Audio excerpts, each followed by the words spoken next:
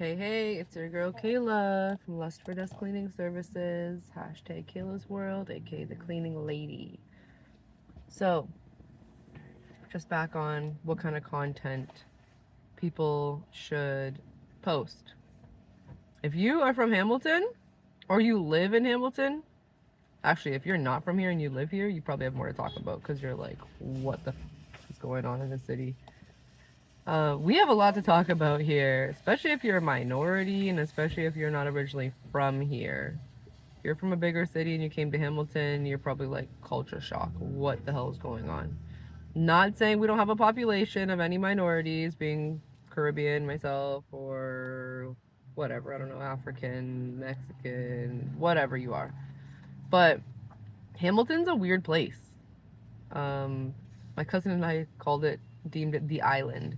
If you get stuck on the island and you don't leave, you're like, I don't know, you start thinking this stuff is normal. And it's so weird because the States is like a 45-minute drive one way, and Toronto is like a 45-minute drive the other way. And yet we're in this weird little pocket that seems like, I don't know, we have like 600,000 people here or something now.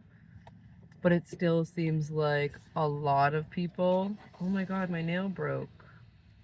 Sorry, just noticed that. Anyway, a lot of people still have like a small mind mentality, small town mentality. So it's like people here have to be, I don't know how to describe it. It's hard to be yourself, and it's hard to be different because I know it's a lot of places, but like from growing up in Hamilton and then leaving here and moving to the city, which I lived like everywhere, Saga, Scarborough, Oshawa, downtown Toronto. It just seems like people are more cultured, even if they're like straight Canadian, never even left Canada type of vibe. They just understand other ways of life besides whatever's going on here. But Hamilton, it's like if you are unapologetically black, that's how we always say, or unapologetically Caribbean, people look at you different. If you carry yourself a certain way, people look at you different because it's like, oh, you just think you're better than everybody, or you think you're perfect. No, nothing like that at all. Anyone who knows me knows I'm far from perfect. I just started getting on my educate yourself about social media wave like a year ago. I just got on like a real schedule and proper bedtime that wasn't 2 a.m.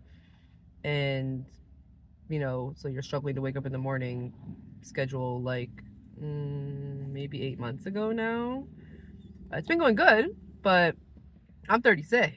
So it's like, well, if not now, then when?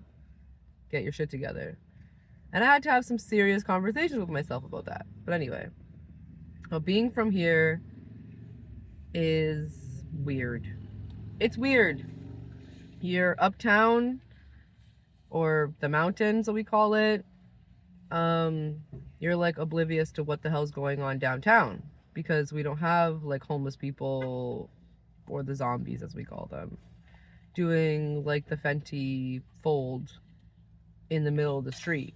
That's also what we call it here. I don't know what anyone else calls it. Let me know in the comments what you guys call people who are like high on fentanyl and literally like slumped over. They look like they're like this all the way down on the ground. They look like they're gonna fall on their faces, but their balance is amazing for some reason, even though they're like, I don't know, so disconnected from reality, and they're super high. So anyway, let me know what you guys call them in your city. But on the mountain, it's like quiet and clean and just nice.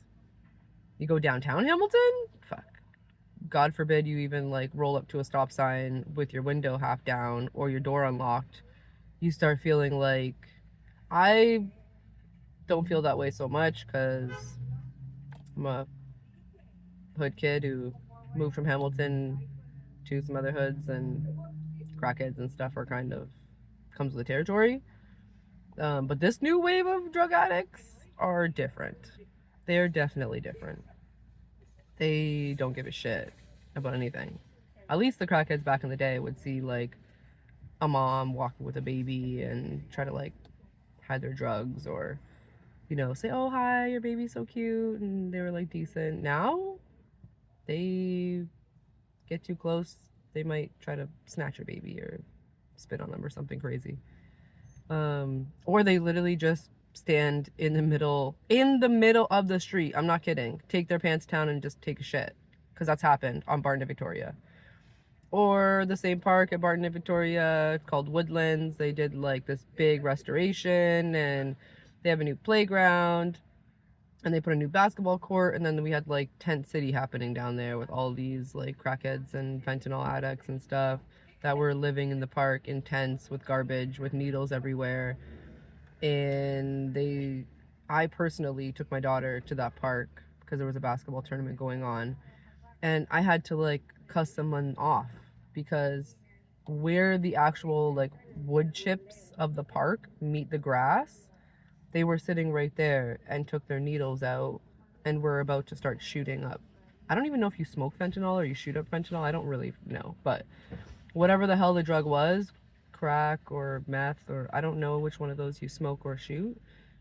Well, I think you smoke crack, but I don't know about the other ones. But anyway, they literally like took their needles out, and a lady had a pipe and were about to do their drugs in front of, at the time, my 2.5-year-old.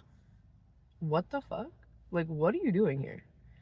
So if you're from Hamilton, you got stories. Turn the camera on like I did.